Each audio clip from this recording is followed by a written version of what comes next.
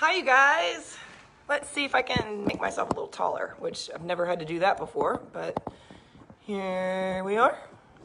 My little holder is broken for some reason. It just broke. I was teaching a class here at the studio and it broke, so I'm gonna have to just kind of do a makeshift holder there. Good. Is that all right? Can you guys see me? This is the funniest part to me about Facebook Live is when you're just sitting here like a dummy waiting for people to join. But I'm okay with looking like a dummy.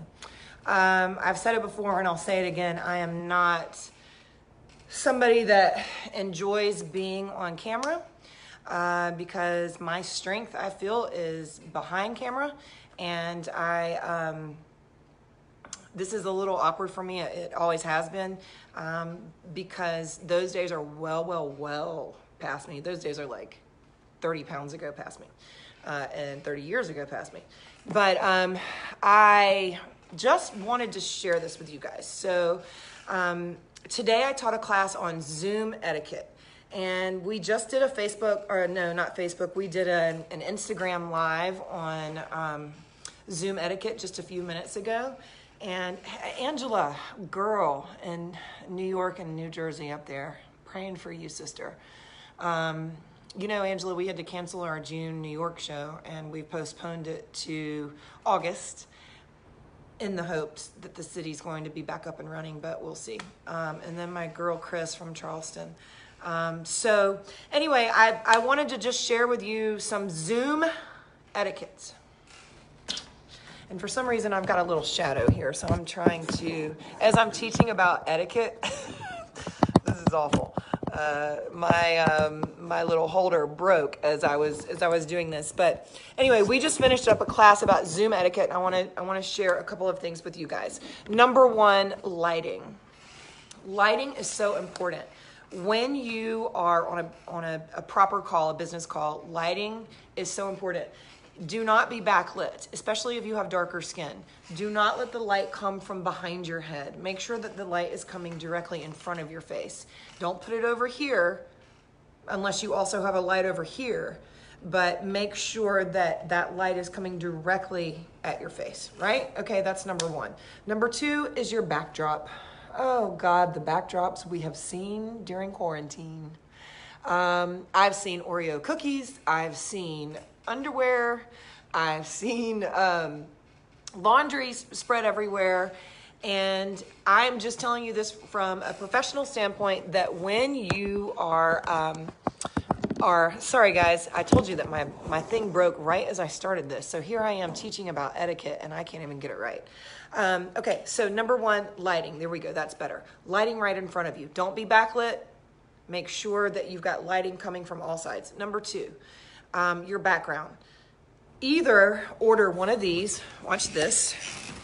This is a white backdrop. Now look, you can get this on Amazon. This is a 9-foot backdrop, and you know, we're at the studio, so it's not really fair for me to say, hey, you guys, when I have all of this like photography equipment, you know, but they have these backdrops in 4 feet, and they're only, you guys, like, I don't know, 35, 40 bucks on Amazon.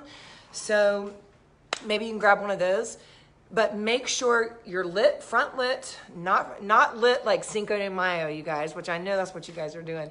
But you're front lit and the background is clean. If you want to, you know, like hang up a white curtain or something, okay, but make sure that there are no wrinkles in it. I just taught a class and the actress had, she put up a white sheet, and I said, I'm not gonna say her name, but I said, listen girl, if you're gonna put that white sheet up there, you gotta iron the white sheet, right? So just make sure that your background is clear and clean of clutter. If you wanna have a little, I guess I'm talking a little bit more about auditions and a little bit more like in the professional world, but if you want to have, you know, like what do you call it? A nice little set, like a lamp and a table, great. But just make sure that you are well lit and the background is clean and clear of clutter. The last thing is your camera angle. You don't want, and I'm going to embarrass myself by doing this, but I don't care.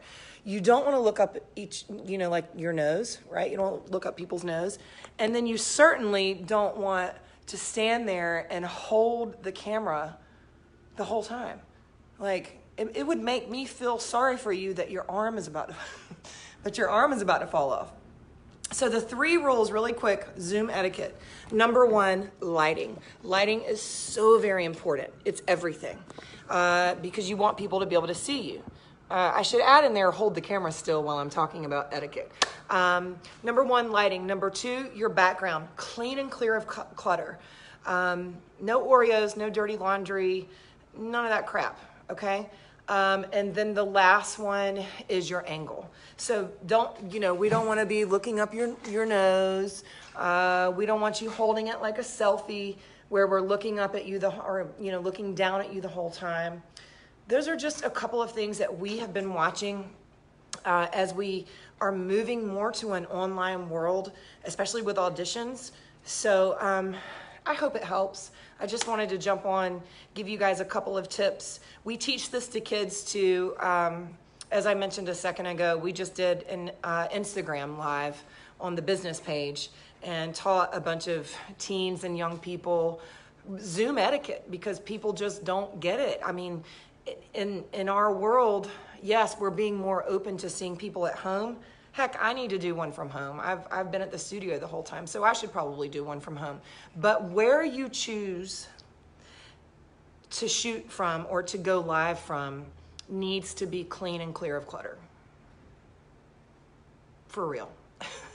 So I hope that helps. Lighting, backdrop, or background rather, and then of course your angle. So we're not looking up the nose and you're not standing there holding it the whole time and we're like, stop holding that as a selfie. It makes me feel tired to watch you holding this. So if you're on a Zoom call, get on a freaking laptop. Don't be on a Zoom call with holding your arm up, and then some people end up going like this. So I'm just trying to be a little funny and give you guys some pointers, and I hope that helps. And the last thing is, the very first Facebook Live that I did was on March the 18th, and I remember because I was at the studio and we should have had the St. Patrick's Day in Savannah the day before.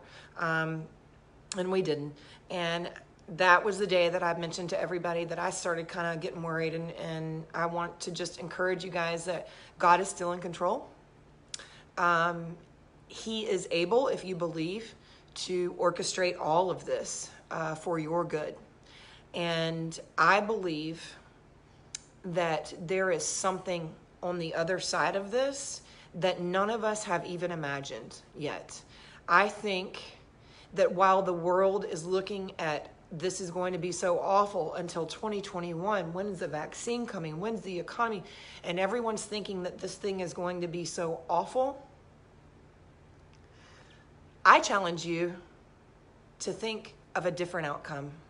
I challenge you to think that this might be one of the best things that's ever happened to us. I challenge you to think that, the online stuff I'm doing with my business, I should have been doing that all along. So I'm coming up with inspiration and ideas, and here's the deal. Everyone is thinking doom and gloom, and I am telling you, what if there's another outcome to this thing that's way better beyond anything we could have ever imagined? And so I just want you guys to stay, use your Zoom info that you just learned, and stay grounded in your faith, and keep your faith, and stay positive, and stop thinking negatively. Start thinking positively, because negative thoughts are, you ever meet somebody who's conceited? And then have you ever met somebody who only thinks negatively? Do you know that person that's only thinking negatively is actually conceited? Because the deal is they're still thinking about themselves. So whether you're thinking about yourself all the time is great, or you're thinking about yourself all the time as all these negative worry things, you're both conceited because you're thinking about yourself. The point is, What is the point, Stephanie? I'm trying to come up with a great way to tell you. The point is, I just feel like everyone has been thinking doom and gloom, and I'm thinking glory. I think that there is something on the other side of this, or there is lessons through the journey that is greater than a virus. And if it took a virus for us to learn these lessons, and I'm not being insensitive to those that are struggling with the virus, I am just saying, I think that there might be something that we haven't even imagined yet. No eye can see, no ear has heard what God has in store for those who love him. So just remember, while everyone in the world is thinking doom and gloom and all these numbers and this, that, and the other, and I'm not trying to be insensitive, I'm saying let's change our thoughts. Let's change our thinking so that we can begin expectantly waiting to see what good is coming out of this. Because I'm telling you, I believe that God's orchestrating every single piece of this. I think it's all in his plan. I think, oh, here comes a church girl in me. I think that I know that God is in control of all of this. And so rather than worry and fear, change your mind. And when you change your mind, it changes your thoughts. And when you change your thoughts, it changes your mood. And when your mood is changed, hey, we know what happens then. I hope this helps you. Remember, Zoom etiquette, good lighting, good background, good angle. Hope that helps. Love you guys.